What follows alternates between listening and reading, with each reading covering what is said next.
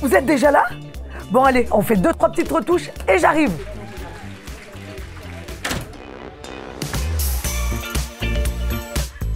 Bienvenue dans ce nouveau numéro de C'est du Pro. Aujourd'hui, on va parler frima de l'hiver, addiction, et on va faire le point sur la rénovation énergétique. Allez, go! L'hiver sur les chantiers, c'est pas une partie de plaisir. Heureusement, il existe des bonnes pratiques et aussi quelques astuces qui permettent de travailler efficacement et en sécurité dans le froid. On regarde. Ah, je crois que j'ai pris froid, moi. Peu importe la saison, peu importe la météo, les chantiers ne s'arrêtent quasiment jamais. Et la période hivernale, avec ses vents violents, son verglas et ses épisodes neigeux, expose les salariés du BTP à des risques qu'il faut tout de même prévenir. Selon l'Institut national de recherche et de sécurité, la vigilance s'impose dès que la température descend sous la barre des 5 degrés. Et comme le stipule le Code du travail, c'est l'employeur qui est tenu de prendre toutes les dispositions nécessaires pour assurer la protection des travailleurs contre le froid et les intempéries.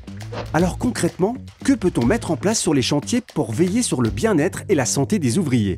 Dans un premier temps, il faut mettre à jour le document unique d'évaluation des risques en y ajoutant les risques liés au froid. Vous pouvez ensuite prendre des mesures qui permettront à vous ou à vos salariés de pouvoir affronter le froid. D'abord, il faut penser à aménager les postes de travail, en mettant du chauffage dans les abris de chantier, des boissons chaudes à disposition. Ça paraît logique, mais c'est indispensable après des heures à travailler dans le froid. Ensuite, il faut adapter le chantier. Limitation du temps de travail en extérieur, plus de rotation de postes, adapter les horaires selon la température, tout pour que les ouvriers passent le moins de temps possible en extérieur. Enfin, il faut veiller à avoir un équipement adapté.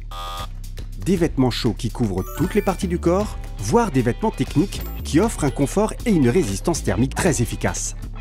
Au final, travailler sur un chantier en plein hiver, ce ne sera jamais une partie de plaisir. Mais il existe des solutions pour s'adapter en attendant le retour du printemps. Drogue, alcool, les addictions peuvent faire beaucoup de mal à notre vie personnelle, mais aussi à notre vie professionnelle. On fait le point sur les addictions dans le secteur du BTP. Addiction et activité professionnelle n'ont jamais fait bon ménage. C'est d'autant plus vrai dans le BTP, troisième secteur le plus touché par les addictions. Parmi les dangers directs, on peut notamment citer la diminution de la vigilance, l'absentéisme ou encore les accidents du travail. Et sur un chantier, ça peut vite virer au drame. Selon l'Observatoire français des drogues et des toxicomanies, 10,2% des salariés de la construction et 31% des intérimaires du bâtiment fument du cannabis. Pourtant, 85% des dirigeants d'entreprise affirment être préoccupés par les questions de toxicomanie et leurs impacts au travail. Alors, comment faire preuve de vigilance face aux problèmes de dépendance que vous pourrez rencontrer dans votre quotidien ou dans celui de vos employés? C'est là qu'intervient Déclic Addiction. Lancé en 2019, Déclic Addiction est un programme créé par la Fondation du BTP. Il propose des ateliers pédagogiques de sensibilisation sur les addictions à l'alcool et aux drogues. C'est aujourd'hui une véritable solution pour mieux aborder ces problématiques en interne et créer un sentiment de confiance au sein de vos équipes. Cette formation a pour objectif d'aider les dirigeants, managers et salariés des entreprises du BTP à lever le tabou, comprendre l'addiction, en connaître les risques et surtout apprendre à réagir au bon moment.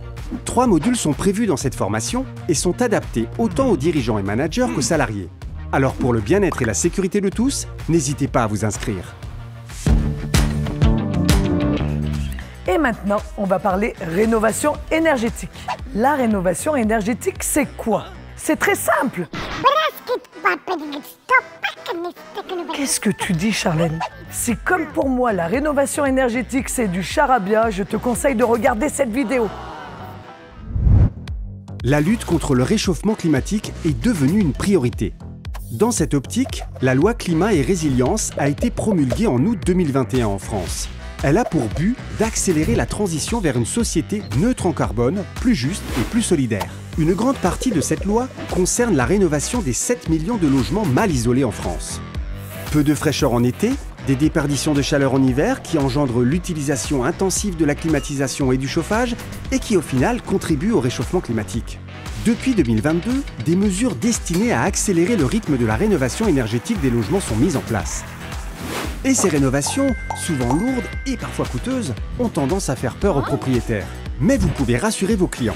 De nombreuses aides à la rénovation énergétique permettant de financer tout ou une partie de leurs travaux sont disponibles.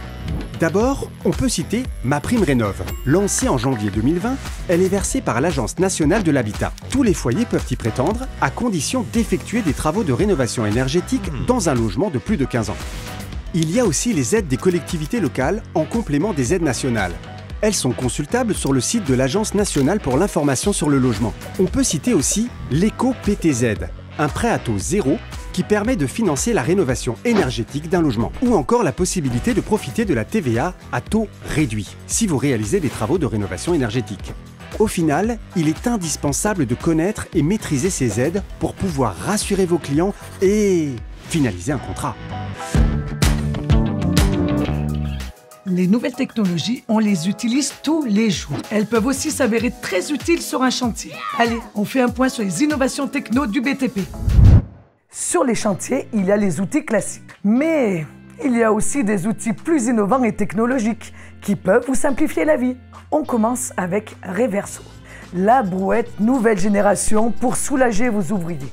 Cette brouette a remporté la médaille d'or au concours Lépine en 2018. Très légère et très maniable, sa caisse rotative permet un déversement sans effort. Une brouette vraiment unique qui s'inscrit dans la lutte contre les troubles musculo-squelettiques. On continue avec Parade Connect, la chaussure de chantier connectée Made in France qui peut sauver des vies. Grâce à un dispositif d'alarme intégré dans sa semelle, la chaussure va envoyer un message d'alerte en cas de chute. L'objectif est clair, pouvoir intervenir plus rapidement en cas d'accident. Une solution innovante et sécurisante qui devrait devenir incontournable sur les chantiers. Et on termine avec les drones. Alors ça, on les a déjà vus dans le ciel et vos enfants jouent peut-être avec à la maison. Mais un drone peut devenir un vrai partenaire sur les chantiers. Il permet de procéder à l'inspection des chantiers en toute sécurité pour, par exemple, repérer des fuites et des détériorations. Les couvreurs peuvent les utiliser pour nettoyer une toiture ou une gouttière. Même si le prix à l'achat peut paraître élevé, il sera très vite rentabilisé. Les vrais pros sur un chantier, on les remarque tout de suite. Bon, les un peu moins pros, on les remarque aussi. La preuve avec ce Zap de Pro.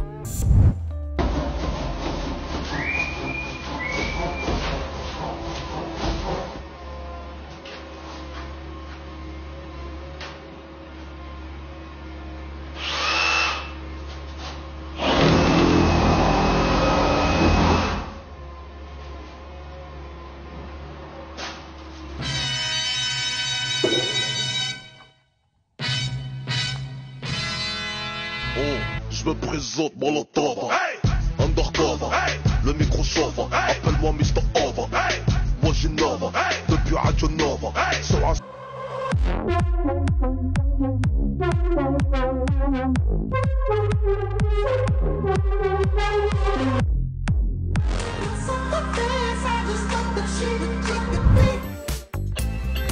Bon, on se retrouve le mois prochain pour un nouvel épisode de C'est du Pro. N'hésitez pas à liker, commenter, partager. D'ici là, pour moi, c'est repos.